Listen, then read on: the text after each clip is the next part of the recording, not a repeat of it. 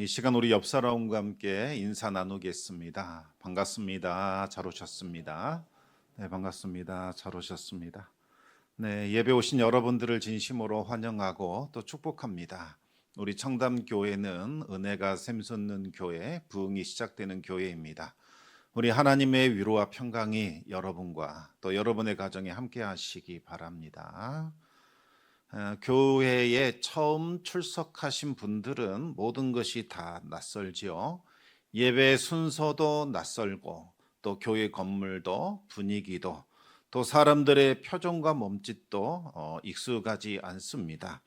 그 중에서도 특히 아주 낯선 것이 바로 교회에서 사용하는 용어들이지요. 이번 한 주간 믿음으로 승리하세요. 믿음으로 세상을 이기세요. 교회에서는 이런 말들을 자주 합니다. 저도 처음 이 말을 들었을 때에 무슨 의미인지 좀 이해가 되지 않았습니다. 믿음으로 승리한다. 이 말이 무엇을 뜻하는 건지, 어떻게 이긴다는 것인지 감이 오지 않았습니다. 그래서 어려서부터 열심히 신앙생활하던 친구에게 물었습니다. 믿음으로 승리하라고 하던데 그게 무슨 뜻이냐? 그랬더니 친구가 정색을 하면서 말합니다. 그런 거 묻는 거 아니야. 그냥 받아들여. 저는 그런 줄 알았습니다. 근데 지금 생각해 보니까 그 친구가 잘 몰랐던 것 같아요. 모르면 모른다 그럴 일이지 정색을 하면서 그런 말을 하니까 금기사항을 물어본 것 같아서 마음이 좀 불편했고 괜히 미안해졌습니다. 이후로는 궁금한 것이 있어도 일절 묻지 않고 스스로 찾아보게 되었던 거지요. 오늘 말씀은 바로 그 질문에 대한 해답이라 할 수 있겠습니다. 믿음으로 승리한다는 것이 과연 무엇인지, 어떻게 믿음으로 세상을 이긴다는 것인지 우리 함께 은혜를 나누겠습니다. 먼저 요한일서 5장 4절 말씀을 우리 같이 한번 읽어보겠습니다. 무릇 하나님께로부터 난 자마다 세상을 이기느니라. 세상을 이기는 승리는 이것이니 우리의 믿음이니라. 하나님께로부터 난 자들은 세상을 이긴다 이렇게 말씀하고 있지요. 장차 세상을 이길 것이다. 미래의 일을 말하는 것이 아니라 이미 세상을 이겼고 지금도 세상을 이기고 있고 앞으로도 세상을 이길 것이다. 그런 말씀인 겁니다. 이제 이 말씀을 중심으로 세 가지 질문을 하고 그에 대한 해답을 찾아보겠습니다. 첫 번째 질문입니다. 세상을 이긴다. 무슨 의미일까요? 요한이 말하는 세상의 의미를 알아야만 이 말씀 전체가 이해가 됩니다. 여기에서 말하는 세상은 우리가 지금 살아가고 있는 이 물질 세상 자체를 말하는 것이 아니지요. 이 세상을 움직이고 있는 작동 원리, 시스템을 말하는 겁니다. 여러분, 세상의 시스템은 하나님 없이도 잘 살 수 있다라는 믿음을 중심축으로 하여 돌아가고 있습니다. 그 결과 하나님의 통치를 거부하고 인간의 욕망과 탐욕이 이 세상을 지배하고 있습니다. 지난번 두 종류 사랑에 대해서 말씀을 드렸습니다. 하나는 소유욕인데 잘 포장된 세상의 가짜 사랑이고 또 다른 하나는 예수 그리스도의 십자가를 통해 보여주신 하나님의 진짜 사랑입니다. 그런데 지금 이 세상의 시스템은 소유욕으로 아름답게 포장되어 있는 가짜 사랑의 질서 위에 돌아가고 있지요. 세상의 시스템은 사랑이라는 이름으로 서로를 소유하고 서로를 통제하고 서로를 지배하려고 합니다. 내 것으로 만들어야지. 내 뜻대로 움직여야 해. 여러분, 아름다운 새를 보면 잡아서 새장에 가두고 싶지요. 새장이 없으면 날개를 꺾어서라도 내 곁에 두려고 합니다. 그렇게 되면 힘이 곧 정의가 되는 것이고 성공이 곧 진리가 되는 겁니다. 지금도 세상은 끊임없이 외치고 있습니다. 더 많이 가져라, 더 높이 올라가라, 더 강해져라. 그래야만 살아남고 생존할 수 있다. 이것이 바로 적자생존, 자연도태입니다. 강한 자들만이 살아남고 약한 자들은 도태된다는 것. 이것이 만고불변의 진리다. 이렇게 외치고 있지요. 그러나 여러분, 그 끝은 어디일까요? 파멸입니다. 역사가 이것을 계속해서 반복하며 증명해 왔지요. 한때 인류는 과학과 기술이 만들어줄 이상향, 유토피아를 꿈꿨습니다. 기계들이 사람 대신 다 일해준답니다. 그러면 사람들은 이제 쉬면서 안식하면서 살면 되지요. 노동으로부터 해방되는 세상 얼마나 아름답습니까? 사람들은 그날이 오기를 기대하고 꿈꿨습니다. 하지만 여러분, 하나님을 경외하지 않는, 하나님을 두려워하지 않는 과학과 기술이 무엇을 가져왔습니까? 바로 1차 세계대전, 2차 세계대전이었지요. 인류가 꿈꿨던 유토피아가 온 것이 아니라 수천만 명이 죽어가는 참혹한 전쟁이 일어났다는 겁니다. 그리고 그 이후로는 극복할 수 없는 불평등의 문제가 찾아왔고, 이제는 인류와 자연까지 전부 다 파멸될지도 모르는 극한 환경 파괴가 찾아오고 있습니다. 왜 그럴까요? 이 욕망은 한계가 없기 때문이지요. 욕망은 더 큰 욕망을 낳게 되고 탐욕은 더 큰 탐욕을 불러오게 됩니다. 한 사람이 더 많이 가지게 되면 다른 사람도 더 많이 가지려고 하겠지요. 한 나라가 더 많은 땅을 차지하면 다른 나라도 더 많은 땅을 차지하려고 할 겁니다. 강한 자가 약한 자를 짓밟게 되면 약한 자들이 가만히 있습니까? 언젠가 다시 일어나 강한 자들을 무너뜨리게 됩니다. 악이라고 하는 것은 이렇게 반복이 되고 순환이 되는 거지요. 그런데 문제는 점점 더 커진다는 사실입니다. 그 끝은 모든 것을 삼키는 파멸과 죽음입니다. 이것이 하나님을 경외하지 않는 세상의 질서, 세상의 통치라는 겁니다. 그러나 하나님의 통치는 완전히 다릅니다. 세상은 욕망을 중심으로 움직이지만 하나님의 왕국은 사랑을 중심으로 움직입니다. 세상은 남의 것을 빼앗아야만 내 것이 풍성해진다라고 주장하지만 하나님은 나눠주라. 그러면 더 풍성해질 것이요 더 많은 것을 채워주실 것이다 약속합니다. 세상은 경쟁심을 부추겨서 늘 불안하고 쫓기는 인생이 되도록 만들지만 하나님은 섬김과 포용을 통해서 위로와 안식을 주십니다. 세상을 이긴다는 것은 세상보다 우리가 더 강해진다, 더 많이 소유한다 이런 뜻이 아니지요. 세상의 논리와 세상의 질서에 지배되지 말라는 뜻입니다. 세상의 욕망을 따라 억압하고 착취하고 빼앗지 말고 하나님의 사랑을 따라 낮아지고 섬기고 그럼으로써 살리고 고치고 회복시키는 그와 같은 생명의 삶을 살라는 말씀인 거지요. 그것이 바로 십자가의 길입니다. 세상의 눈으로 보면 십자가는 패배입니다. 그러나 하나님은 십자가를 통하여 세상을 이기셨지요. 십자가 사랑으로 미움을 이기셨고 십자가 용서로 폭력을 이기셨고 십자가의 속죄로 인하여 죄와 사망의 권세를 완전히 삼켜버리셨습니다. 우리 예수님께서는 서번트 리더십이라고 부르는 섬김의 리더십이라는 아주 독특한 것을 보여주셨습니다. 이것은 헤르만 헤세의 소설 동방술래에 나오는 레오라는 이 하인이 이 리더십이 무엇인가를 잘 보여줍니다. 이 레오는 겉으로 보기에는 그저 순례자들의 허드렛 일, 그들을 섬기는 일, 잡일을 처리해 주는 그저 하인에 불과한 것처럼 보였습니다. 그런데 어느 날 갑자기 이 레오가 사라져 버린 겁니다. 그러자 이 순례자 공동체는 혼란에 빠지기 시작을 합니다.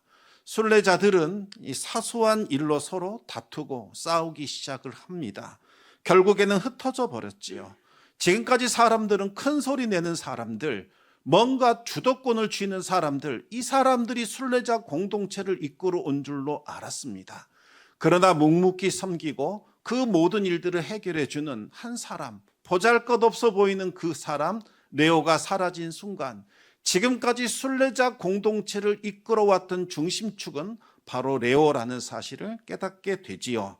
나중에 밝혀지는데 레오는 하찮은 인물이 아니었던 겁니다.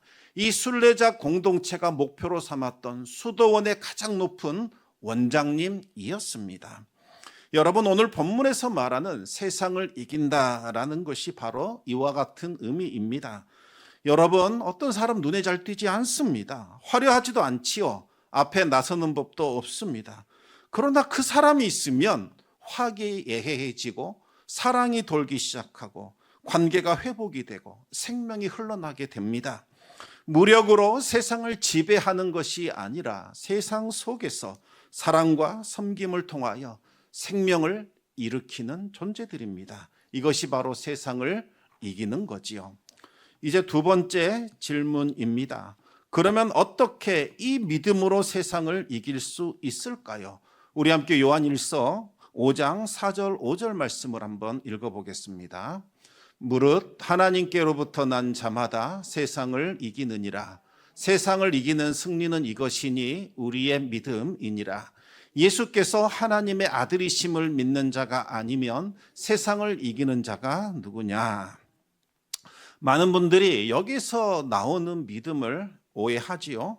어떤 분들은 믿음을 나는 할 수 있다라는 자기 확신으로 받아들이거나 될 줄로 믿습니다라는 희망의 성포로 생각을 합니다. 또 다른 분들은 간절히 바라면 반드시 이루어진다는 소원 성취 정도로 생각을 하지요. 그러나 사도 요한이 말하고 있는 이 믿음은 긍정적인 사고 방식이나 굳건한 정신력과는 완전히 다릅니다. 그러면 여기서 말하는 믿음이란 무엇을 의미하는 걸까요? 요한 1서 1장 3절 말씀을 우리 같이 읽겠습니다. 우리가 보고 들은 바를 너희에게도 전함은 너희로 우리와 사귐 있게 하려 함이니 우리의 사귐은 아버지와 그의 아들 예수 그리스도와 더불어 누림이라. 여러분, 성경이 말하는 믿음이라는 것은 언제나 관계적인 이 뜻을 가지고 있습니다. 우리는 하나님에 대한 어떤 지식이나 정보를 사실로 인정하고 받아들이는 것, 이와 같은 지적인 동의를 믿음이라 생각하는 경우가 있지요. 그러나 그것을 말하는 것이 아니죠. 하나님과의 깊은 관계 속에서 형성되는 하나님에 대한 신뢰, 하나님을 믿고 의지하는 것, 이것이 바로 믿음인 겁니다. 이 믿음을 잘 보여주는 것이 포도나무와 가지의 비유입니다. 가지가 포도나무에 꽉 붙어 있는 것, 내가 포도나무에서 떨어지면 나는 죽는다. 나는 포도나무를 신뢰한다. 내가 사는 길은 이 포도나무에 붙어 있어야 한다. 이렇게 포도나무를 신뢰하고 믿고 의지하고 그 안에 거하는 상태, 이것이 바로 믿음, 신뢰라는 거지요. 바로 믿음은 우리가 하나님께 붙어 있는 겁니다. 하나님이 아니면 저는 살 수 없습니다. 하나님만이 나의 주님이십니다. 여호와 하나님만이 나의 생명이십니다. 저는 하나님을 떠나지 않겠습니다. 하나님을 믿고 신뢰합니다. 이렇게 고백하는 것, 이것이 바로 믿음이라는 겁니다. 만약 우리가 하나님과 친밀한 관계를 맺는 이 믿음 가운데 거하면 놀라운 일이 일어나기 시작합니다. 하나님의 사랑이 우리 안에 밀물듯이 흘러 들어오게 되지요. 그리고 그 사랑이 우리를 통하여 밖으로 흘러나가게 되는 겁니다. 즉 믿음은 사랑으로 이어지게 됩니다. 여러분이 만약 믿음과 사랑이 연결되는 이 신비한 놀라운 경험을 하게 되면 우리들은 세상을 이기는 승리를 경험할 수 있게 됩니다. 요한일서 5장 1절에서 3절 말씀을 우리 같이 읽어보겠습니다. 예수께서 그리스도이심을 믿는 자마다 하나님께로부터 난 자니 또한 낳으신 이를 사랑하는 자마다 그에게서 난 자를 사랑하느니라. 우리가 하나님을 사랑하고 그의 계명을 지킬 때에 이로써 우리가 하나님의 자녀를 사랑하는 줄을 아느니라. 하나님을 사랑하는 것은 이것이니 우리가 그의 계명들을 지키는 것이라. 그의 계명들은 무거운 것이 아니로다. 아멘. 여러분, 하나님 사랑, 형제 사랑, 계명을 지키는 것 따로따로 있는 것이 아니라 하나로 연결되어 있다는 겁니다. 하나님의 사랑이 형제 사랑으로 흘러갈 때 우리는 하나님이 주신 계명에 순종할 수 있게 되지요. 사랑 안에서 서로가 하나로 연결될 때에 하나님이 주신 계명은 전혀 무겁지 않습니다. 사랑하게 되면 억지로 하는 것이 아니라 기꺼이 자발적으로 그렇게 하고 싶어서 하기 때문이지요. 진정한 사랑은 계명에 순종하는 것이 더 이상 무거운 짐이 아니라 기쁨으로 만들어 줍니다. 마치 어머니가 자녀를 돌보는 것과 같습니다. 여러분, 사랑이 없는 상태에서 아이를 돌본다면 세상에서 가장 힘들고 고된 일이 될 겁니다. 내가 이 아이 때문에 매여 있구나. 친구도 못 만나고 먹고 싶은 것도 못 먹고 나는 너무 괴롭다. 누가 나를 이 가사 노동에서 좀 해방시켜 다오. 이런 생각이 들겠지요. 그러나 사랑하게 되면 이 일은 세상에서 가장 큰 기쁨이요, 자랑이요, 즐거움이 됩니다. 이 아이들을 키우고 이 아이들이 자라는 것을 본 것, 이것이야말로 세상에서 가장 큰 기쁨이요, 그 어떤 것과도 바꿀 수 없는 존귀한 추억으로 자리 잡는다는 거지요. 네가 내 인생에 들어온 순간부터 내 인생은 빛이 나기 시작했고 나는 의미를 찾기 시작했다. 네가 나의 눈을 바라보며 초점을 맞춰줄 때에 나는 세상에서 가장 기쁘고 즐거움을 누렸단다. 그와 같은 고백이 나올 수 있다는 겁니다. 밤새 깨어 우는 아이를 달래는 일도, 끝없이 반복되는 일상의 수고도 사랑 안에서는 더 없는 특권이 되는 거지요. 하나님을 사랑하는 마음도 이와 같습니다. 하나님의 말씀 지키는 것이 즐거움이 됩니다. 섬기는 것은 무엇과도 바꿀 수 없는 기쁨과 특권이 되지요. 의무감으로 하는 섬김은 쉽게 지치고 왜 나만 해야 하는가? 서운한 마음이 들고 손해보는 마음이 들게 하지만 사랑에서 우러나오는 섬김은 우리를 기쁨으로 그리고 충만함으로 이끌어 줍니다. 사랑은 해야 한다라는 강요를 하고 싶다라는 자발성으로 바꿔줍니다.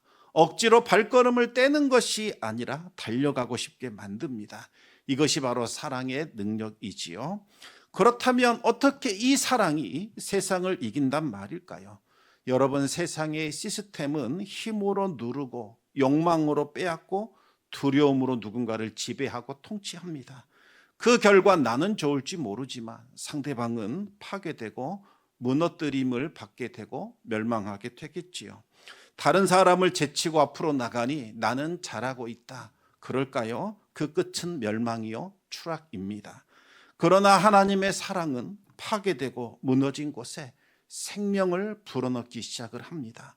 사랑의 섬김은 무너진 사람들을 다시 일으켜 세웁니다. 사랑의 나눔은 모든 것을 빼앗긴 채 주저앉은 이들을 채워주기 시작합니다. 사랑의 포용은 지쳐 쓰러진 이들을 다시 회복시켜 주는 거지요. 사랑은 미움이 가득한 곳에 화해를 만들어내고 절망의 골짜기에 희망과 소망의 빛을 비춰주게 됩니다. 예수님의 십자가는 그 사랑으로 세상을 이겼다라는 것을 보여주는 절정, 극치였습니다. 세상의 눈으로 보면 예수님의 십자가는 손해보는 일이요, 패배에 불과합니다. 하지만 예수님은 믿음으로 하나님 아버지께 순종하여 십자가를 지셨지요. 그리고 그 믿음의 순종이 사랑을 완성시켰고 그 사랑으로 세상을 구원하신 겁니다. 이것이 진정한 승리입니다. 두 번째 질문인 어떻게 믿음으로 세상을 이기느냐, 이제 여기에 대한 해답을 드리겠습니다. 여러분, 믿음은 우리를 하나님과의 살아있는 관계 안으로 들어가게 합니다. 하나님을 향한 믿음, 그 신뢰 안에서 우리는 하나님의 사랑을 경험하게 되고 그 사랑을 가지고 이웃을 섬기게 되지요. 그럼으로써 세상의 가치관과 세상의 질서에 순복하지 않고 이제는 새로운 생명의 질서를 만들어내는 그와 같은 사람으로 살아가게 됩니다. 이것이 바로 믿음이 세상을 이기는 방식입니다. 이제 마지막 세 번째 질문입니다. 그렇다면 세상을 이기는 믿음을 가진 사람들은 어떻게 살아갈까요? 여러분, 세상을 이기는 믿음을 소유한 사람들에게는 세 가지 특징이 나타나게 됩니다. 첫 번째 특징이 무엇일까요? 물과 피로 임하신 예수 그리스도 위에 굳게 서서 살아가게 됩니다. 우리 함께 요한일서 5장 6절 말씀을 같이 읽어보겠습니다. 이는 물과 피로 임하신 이신이 곧 예수 그리스도시라. 물로만 아니요 물과 피로 임하셨고 증언하는 이는 성령이시니 성령은 진리이니라. 아멘. 사도 요한은 예수 그리스도 이렇게 표현하지 않고 물과 피로 임하신 예수 그리스도라고 말씀하고 있습니다. 여기서 물은 예수님의 세례를 말하는 것이고 피는 예수님의 십자가를 의미하는 거지요. 왜 물과 피로 임하셨다 이것을 강조했을까요? 그 당시 거짓 선지자들, 거짓 교사들이 예수님의 세례와 십자가를 완전히 변질시키고 왜곡시켰기 때문입니다.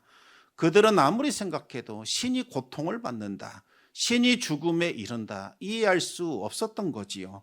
고통받는 신, 죽음에 이르는 신이라는 개념은 도저히 받아들일 수 없었던 겁니다. 그래서 그들이 아주 희한한 논리 하나를 개발합니다. 원래 예수님은 사람이었다는 거지요. 그런데 세례를 딱 받으실 때에 하늘이 열리면서 그리스도의 신성이 그에게 들어갔다라는 겁니다.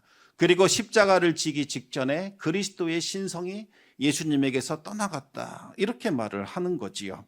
그래서 하나님은 겉으로는 고통받은 것처럼 보이고 죽음에 이른 것처럼 보이지만 실제로는 아무런 고통도 받지 않으셨고 죽음에 이르지도 않았다 이렇게 주장을 한 겁니다. 그러나 이것은 십자가 사랑을 극도로 미워하고 혐오하는 사탄의 계략에 불과합니다. 사탄은 십자가 사랑을 지워버리기 위하여 십자가를 왜곡시키는 이단 사상을 만들어낸 겁니다. 만약 그리스도의 신성이 십자가를 지기 전에 떠났다 그러면 어떤 일이 벌어질까요? 하나님께서 인류를 사랑하시는 것처럼 보여주기 위하여 거짓 쇼를 행하셨다 이렇게 되는 겁니다. 인류를 속이신 거지요. 그래서 예수님과 직접적인 교제를 나누었던 가장 사랑했던 제자 사도 요한은 도저히 그 말을 참을 수도 없었고 묵인할 수도 없었고 받아들일 수도 없었던 겁니다. 무슨 소리냐? 예수 그리스도는 처음부터 끝까지 물과 피로 임하신 분이시다 이렇게 강변했던 겁니다. 여러분, 이것이 왜 중요할까요? 이것을 인정하지 못하면, 이것을 받아들이지 못하면 하나님의 사랑은 그저 관념적이고 철학적인 사랑에 불과하게 됩니다. 진정한 사랑이 아니게 되지요. 최근에도 계속 장례가 나지만 제가 장례 갈 때마다 죽음에 대해서 많이 생각을 합니다. 여러분, 죽음이라는 것은 무엇일까요? 한 번도 가보지 않는 사망의 음침한 골짜기를 걸어가야 하는 길을 통과해야 됩니다. 나를 사랑하는 이들, 나와 함께했던 분들, 내가 모았던 모든 것들 함께 못 해줍니다. 우리는 슬퍼할 뿐이고 가슴을 치며 울어줄 뿐이지요. 그 길을 오롯이 나 혼자 걸어가야 합니다. 그런데 우리 주님께서 우리 손을 붙들고 그 길을 걸어가 주시는 겁니다. 염려하지 마라. 내 손 붙잡고 가자. 내가 너를 위하여 아버지 집으로 인도하마. 우리를 품에 안으시고 그 사망의 골짜기를 걸어가십니다. 그뿐만이 아니죠. 주님이 우리를 대신해서 고통과 죽음의 잔을 마셨습니다. 우리 주님은 물로 우리를 깨끗하게 하셨고 피로 우리의 모든 죄값을 완전히 치러주셨습니다. 그리하여 천국 본향으로 우리를 인도해 주신다는 거지요. 여러분, 우리가 힘들 때, 외로울 때, 나이 들어 질병 가운데 있을 때 자꾸 서운한 마음이 듭니다. 왜 나와 함께하는 자는 없을까? 고독하다, 내 인생 외롭다. 그러나 그때에도 우리 주님은 우리와 함께 하십니다. 그렇게 사랑했던 자녀들도 우리에게 별 도움되지 않습니다. 배우자도 한두 번이지 지속이 되면 많이 힘들어합니다. 우리를 보호해 준다는 요양사들도 마찬가지이지요. 진심으로 우리와 함께할 수 있는 사람, 영원토록 우리와 함께할 수 있는 분은 오직 십자가에서 자기 자신을 내어주신 우리 예수 그리스도밖에 없다는 겁니다. 그런데 십자가 사랑을 그렇게 변질시켜 버린다면 하나님은 그분의 사랑을 보여주기 위한 하나의 쇼를 하신 분으로 전락된다는 거지요. 여러분, 이 사랑을 경험하시고 이 사랑의 진리 위에서 살아가셔야 합니다. 그래야 세상을 이기는 믿음을 소유할 수 있지요. 그날의 기분이나 느낌에 따라 내 믿음이 좌우된다거나 흔들리지 않게 되는 겁니다. 예수님께서 십자가에 완성하신 그 구원과 사랑은 역사적 사실이요, 팩트입니다. 그 위에 믿음의 집을 세우시길 우리 주님의 이름으로 축원합니다. 두 번째 특징은 성령님의 증거를 날마다 경험하며 살아가게 된다는 거지요. 요한일서 5장 7절 8절 말씀을 계속해서 읽어보겠습니다. 증언하는 이가 셋이니 성령과 물과 피라. 또한 이 셋은 합하여 하나이니라. 여기서 증언하는 것은 셋이라고 했습니다. 예수님의 세례와 예수님의 십자가에 설리신 피가 결국 우리를 얼마나 사랑하는지를 증언해 주십니다. 그리고 그분이 하나님의 아들이시라는 것을 증언해 주죠. 그리고 마지막 하나가 바로 성령님입니다. 성령은 어떤 분이십니까? 증언하시는 영이십니다. 성령님이 우리 안에서 무엇을 증언해 주실까요? 예수님이 하나님의 아들이시다라는 사실을 증언해 줍니다. 우리가 예수님을 영접할 때에 하나님은 성령님을 우리 안에 부어 주십니다. 성령님은 우리 안에서 끊임없이 예수님은 하나님의 아들이시다, 구원자시다, 너는 그분을 의지하라, 이렇게 우리에게 알려주십니다. 10절을 보시면 하나님의 아들을 믿는 자는 자기 안에 증거가 있다, 이렇게 나오지요. 성령님이 우리 안에서 끊임없이 예수는 그리스도이시다, 예수는 하나님의 아들이시다 증언하신다는 겁니다. 여러분, 이것을 하나의 교리로만 아시면 안 됩니다. 날마다 들으셔야 합니다. 목사님 정말 들리나요? 그거 듣는 사람 있나요? 있습니다. 들으셔야 합니다. 저는 못 들어봤는데요. 제 주변 사람들도 못 듣는 것 같은데요. 그거 지어낸 이야기가 아닌가요? 여러분, 아닙니다. 진리입니다. 들으시기 바랍니다. 실제로 정말로 체험하시고 경험하셔야 합니다. 만약 그와 같은 음성을 성령께서 들려주시는 그 음성을 듣고 싶으시다면 이제부터 기도할 때에, 찬양할 때에, 성경을 읽으실 때에, 말씀을 들으실 때에 성령님께 먼저 기도하시기 바랍니다. 성령님, 어두워진 내 눈을 여시사 말씀을 보게 하소서. 닫혀진 내 귀를 여시사 주의 음성 들려오게 하여 주시옵소서. 무뎌진 심령을 다시 깨트려 주시사 주의 사랑으로 충만케 하여 주시옵소서. 간절한 마음으로 기도하시고 사모하는 마음으로 받아보시기 바랍니다. 그러면 어느 순간 눈물이 흐르면서 고백하게 됩니다. 예수님이 정말 하나님의 아들이시구나, 나를 위하여 죽으셨구나, 그와 같은 확신이 마음속 깊은 곳에서 울려나오기 시작을 합니다. 영원 저 깊은 곳에서 예수 그리스도가 나의 주님이시다라는 것을 깨닫게 됩니다. 이것이 바로 성령님이 우리 안에서 행하시는 일이요, 성령님이 주시는 증거라는 겁니다. 이와 같은 확신을 가지고 살아가는 성도들은 세상 유혹과 시험 앞에서도 잘 흔들리지 않습니다. 이 말을 오해하지 않기를 바랍니다. 성령 충만해지면 어떤 시험도 없고 어떤 고난도 없고 만사형통한다, 그런 뜻 아닙니다. 성령 체험하셔도 시험이 옵니다. 고난이 올 때도 있습니다. 그러나 예수 그리스도가 하나님의 아들이심을 확신하기 때문에 잘 흔들리지 않게 된다는 거지요. 이와 같은 믿음과 확신을 가진 성도들이 세상의 압력을 극복하고 하나님의 사람으로서 세상을 이기며 살아갈 수 있는 겁니다. 세 번째 특징은 아주 중요합니다. 지금 이 세상에서 영생을 맛보며 살아갈 수 있다는 겁니다. 우리 함께 요한일서 5장 11절 12절 말씀을 같이 읽겠습니다. 또 증거는 이것이니 하나님이 우리에게 영생을 주신 것과 이 생명이 그의 아들 안에 있는 그것이니라. 아들이 있는 자에게는 생명이 있고 하나님의 아들이 없는 자에게는 생명이 없느니라. 아멘. 여기서 주목해야 할 것은 아들이 있는 자, 다시 말하면 예수 그리스도를 영접한 사람들에게는 생명이 있다는 겁니다. 여기서 말하는 생명이 바로 영생을 말하는 거지요. 예수님을 영접한 순간 우리는 영생이라는 아주 독특한 생명을 소유하게 됩니다. 죽어서 천국 가봐야 내가 영생이 있는지 아닌지 아는 것 아닙니까? 그렇지 않습니다. 지금 영생을 소유했고 또 지금 이곳에서도 제한적이 남아 영생을 누릴 수 있습니다. 그렇다면 도대체 이 영생이라는 것이 무엇일까요? 여러분, 영생은 말 그대로 영원한 생명을 말합니다. 변하지도 않고 소멸되지도 않는 하나님께 속해 있는 신적인 생명을 말하는 거지요. 지금 우리가 가지고 있는 이 생명은 여러분 영생 아닙니다.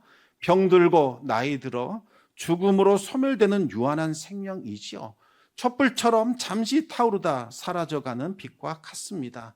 만약 유전자 기술과 의료 기술이 발달해서 지금 이 생명이 무한대로 확장이 될 수 있다면 그것이 영생이 되는 걸까요? 아닙니다, 여러분. 이것은 유한한 생명이 길게 늘어진 것에 불과하지 하나님이 주시는 그 하나님께 속한 생명, 영생은 아닌 겁니다. 영생이라는 것은 하나님이 가지고 계시는 하나님께 속해 있는 생명을 말하는 겁니다. 그 생명을 너는 내 자녀이니 내 백성이니 내가 너에게 주노라, 이렇게 우리에게 부어주신 거지요. 그러면 도대체 영생이 어떤 겁니까? 조금이나마 짐작해 볼 수 있는 이야기 하나를 알려드리겠습니다. 베드로와 야고보와 요한이 예수님과 함께 변화산에 올라가게 됩니다. 갑자기 예수님께서 영광을 받으십니다. 찬란한 빛이 나타나기 시작하고 모세와 엘리야가 예수님 곁에 서서 장차 있게 될 십자가와 구원에 관한 이야기를 하지요. 그 순간 하나님께서 친히 예수님은 내 아들이다 라고 선언해 주셨습니다. 제자들은 그토록 황홀한 체험 가운데에 영생의 기쁨을 조금이나 맛보게 됩니다. 그 순간 그들은 입을 모아 고백합니다. 이곳이 너무나 좋습니다. 내려가지 말고 이곳에 초막세계를 지어 영원토록 거하십시다. 여러분, 우리들도 찬양 가운데, 기도 가운데, 말씀 가운데 영생의 기쁨을 조금이나 맛보는 체험을 하게 됩니다. 그때 우리의 고백이 무엇입니까? 주님, 이제 죽어도 여한이 없습니다. 주님 한 분만으로 충분합니다. 주님과 영원토록 이 기쁨 사라지지 않고 거하게 하여 주시옵소서. 그 순간 여러분, 세상에 있는 것, 세상에 속한 것, 보잘것없고 허무한 것임을 깨닫게 됩니다. 하나님이 주시는 영원한 기쁨, 그 충만함, 그 황홀함, 이것이 영원토록 있기를 바라는 마음이 생겨나게 되지요. 이후로는 영원한 하나님 나라를 사모하게 되고 그 나라를 향하여 순례의 길을 떠나는 순례자로 살아가게 되는 겁니다. 이것이 바로 영생을 맛본 사람들의 모습입니다. 하나님과의 교제 안에 있을 때 누리게 되는 무한한 기쁨, 그 하나님의 사랑 안에서 주어지는 확신과 자유함을 알기에 세상의 유혹과 압박에 속박되지 아니하고 참된 사랑 안에서 서로 섬기며 나누는 삶을 살아갈 수 있게 되는 겁니다. 이제 말씀을 맺겠습니다. 오늘 우리는 세상을 이기는 믿음에 대해서 우리가 은혜를 나누었지요. 세상을 이긴다는 것은 세상보다 더 강해진다, 더 많은 것 소유한다, 이런 것이 아닙니다. 세상의 논리를 따라 빼앗고 착취하는 인생을 사는 것이 아니라 이제는 예수님이 보여주신 십자가의 길을 따라 낮아지고 섬김으로써 사람을 살리고 고치고 회복시키는 생명을 일으키는 자로서 살아가게 된다, 그런 뜻인 거지요. 그 승리는 우리의 힘이나 노력으로 되는 것이 아니라 오직 믿음에서 나옵니다. 여기서 말하는 믿음은 하나님과의 관계를 맺는 것, 그럴 때 우리가 경험하게 되는 신뢰를 말하는 겁니다. 그 신뢰를 통해서 하나님의 사랑이 우리에게 흘러 들어오게 되고 우리는 그 사랑을 베풀며 나누며 살아가게 되지요. 세상을 이기는 믿음을 가진 사람은 물과 피로 오신 예수 그리스도 위에 굳게 서고 성령님의 증거를 날마다 경험하게 되고 지금 이곳에서 영생을 맛보고 누리고 살아가게 되는 겁니다. 이것이 바로 영생을 누리는 삶의 모습입니다. 여러분은 어떤 삶을 살아가기를 원하십니까? 세상의 욕망에 지배되는 그와 같은 인생을 지속하시겠습니까? 아니면 예수님처럼 세상을 이기는 자로 살아가길 원하십니까? 우리 안에 계신 예수님께서 이미 세상을 이기셨습니다. 세상을 이기는 삶을 살기를 원하신다면 날마다 주님을 믿고 신뢰하고 동행하시기 바랍니다. 주님의 사랑을 받아들이시고 그 사랑을 흘려보내며 다른 이들을 섬기는 삶을 살아가시기 바랍니다. 이번 한 주간 그 믿음으로 승리할 수 있는 성도 되시기를 우리 주님의 이름으로 축원합니다.